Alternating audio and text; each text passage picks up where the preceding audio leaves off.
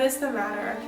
Oh, are you come, Iago? You have done well that men must lay their murders on your neck. Disprove this villain if thou best a man. He says thou toldest him that his wife was false. I know thou didst not, thou'st not such a villain. Speak, for my heart is full. I told him what I thought, then what he found himself was true.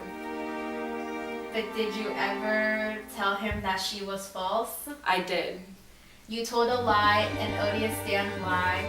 Upon my soul a lie, a wicked lie. She false with Cassio, did you say with Cassio? With Cassio, mistress. I am bound to speak, my mistress here lies murdered in her bed. Words have set the murder on. Nay, stare not, masters, it is true indeed.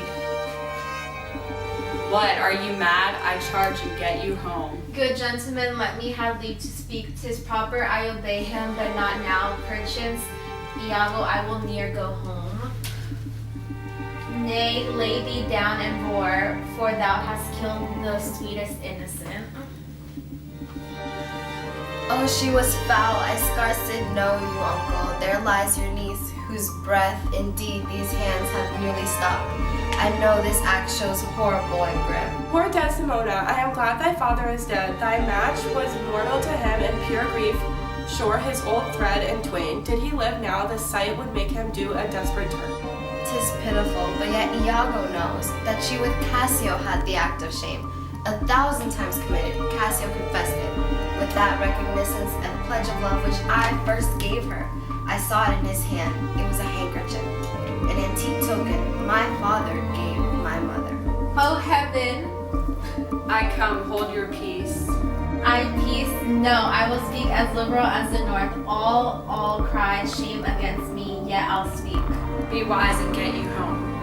I will not. Your sword upon a woman? O thou dull Moor, that handkerchief thou speakest of I found by fortune, and did give my husband, for often with a solemn earnestness he begged me to steal it. Whore.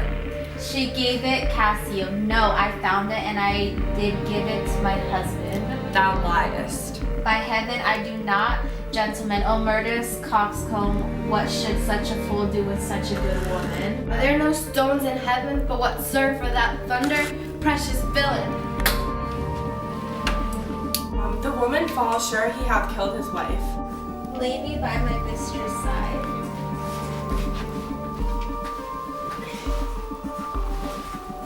He's gone, but wife's killed. 'Tis a notorious villain. Take you this weapon which I have here. Be covered from the Moor. Come, guard the door without, let him not pass, but kill him rather. I'm after the same villain, for this is damned slave. I am valiant neither, but ever puny whipser gets my sword. But why should honor outlive honesty? Let it go all. What did thy song bode, lady? Hark, canst thou hear me? I will play the swan and die in music. Willow, willow, willow, Moor. She was chaste, she loved thy cruel Moor. So come my soul to bliss as I speak true. So speaking as I think I die. I have another weapon in this chamber. It is a sword of Spain, the ice broke's temper. Oh, here it is, uncle. I must come forth. If thou attempt it, it will cost thy dear. Thou hast no weapon, who force must suffer. Look in upon me then, speak with me, or naked as I am, I will assault thee. What is the matter? Behold, I have a weapon. I have seen the day. I have made my way through more impediments than 20 times your stop. Who can control his fate? 'Tis not so now. Be not afraid, though you do see me weaponed. Here's my journey's end, and very sea mark my utmost sail. Do you go back dismayed? 'Tis a lost fear, man but a rush against Othello's breast, and he retires. Where should Othello go? Now how dost thou look now? O ill-starred wench, pale as thy smack, when we shall meet at camp, this look of thine will hurt my soul from heaven, and fiends will snatch at it, even like thy chastity, or cursed slave, whip me, the devils from the possession of this heavenly sight, blow me about in winds, roast me in sulfur, wash me in deep down gulfs of liquid fire. Oh, Desdemona,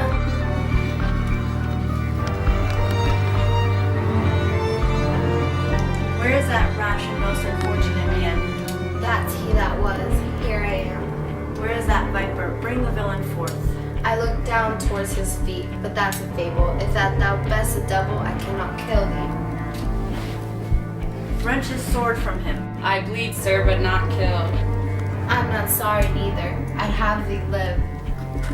For in my sense 'tis happiness to die, O thou Othello, thou when once so good, fallen in the practice of damned slave, what shall be said thee? Why, anything, an honorable murderer, if you will. For not I did in hate, but all in honor. This wretch hath part confessed his villainy. Did you and he contest in Cassio's death?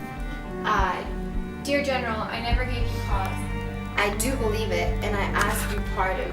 Will you, I pray, demand that semi-devil why he hath thus ensnared my soul and body?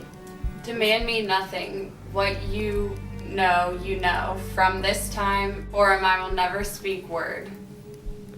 What not to pray? Torments will ope your lips.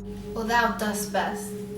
Sir, you shall understand what hath befallen, which as I think you know not. Here's a letter found in the pocket of the slain Rodrigo, and here another. The one of them imports the death of Cassio to be undertook.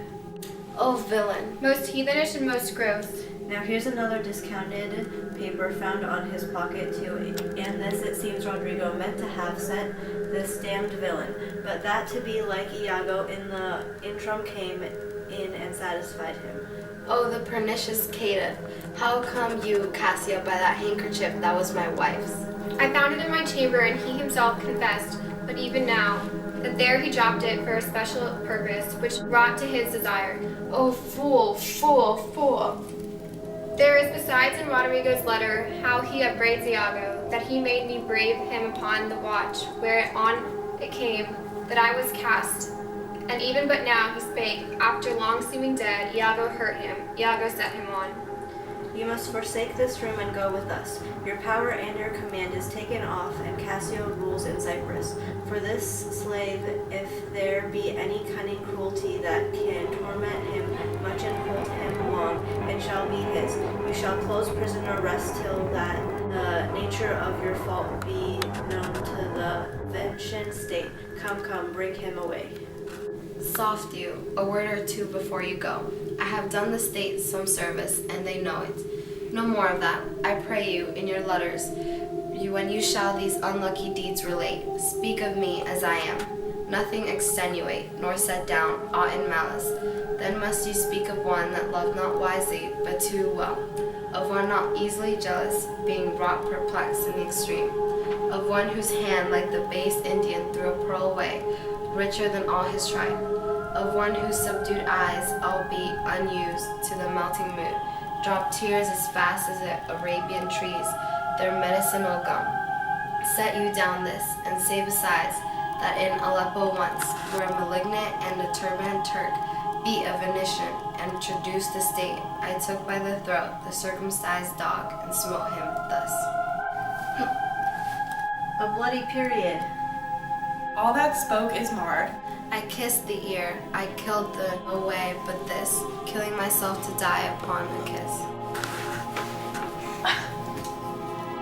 This did I fear, but thought he had no weapon, for he was great of heart. On Spartan dog more fell than anguish, hunger or the sea. Look on the tragic loading of this bed. This is thy work, the object poisoned sight. Let it be hid. Gratiano, keep the house and seize upon the fortunes of the Moor, for they succeed on you. To you, Lord Governor, remains the censure of this hellish villain. The time, the place, the torture. I'll enforce it. Myself will straight aboard into the state of this heavy act with heavy heart relate.